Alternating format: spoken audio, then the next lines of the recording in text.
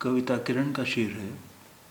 मांद पड़ी है तपिश किसी अंगारे की, सर्द हवा का आंचल लहरा लगता है। मांद पड़ी है तपिश किसी अंगारे की, सर्द हवा का आंचल लहरा लगता है।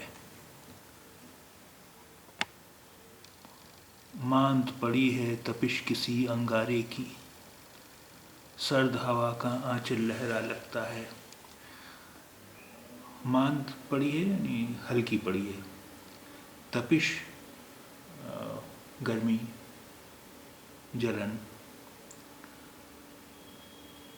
मांद पड़ी है तपिश किसी अंगारे की, सर्द हवा का आंचल लहरा लगता है।